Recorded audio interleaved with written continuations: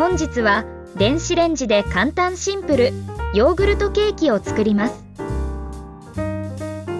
今回使った材料はおからパウダー 10g、 ラカンカ 5g から 10g、 ヨーグルト 50g、 卵1個、おからパウダー 10g、 ラカンカ 5g から 10g、 ヨーグルト 50g、 卵1個、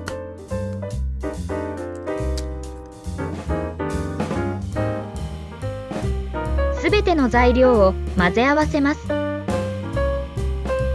バニラオイルやエッセンスなどお好みで加えてください。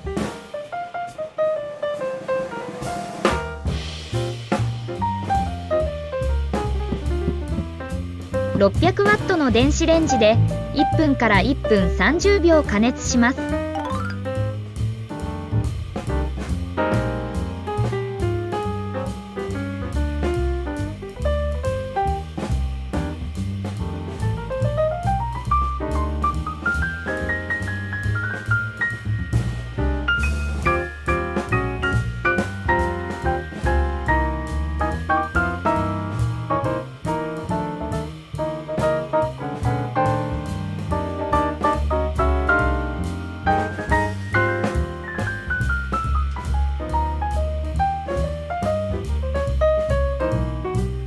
ヨーグルトケーキの完成です。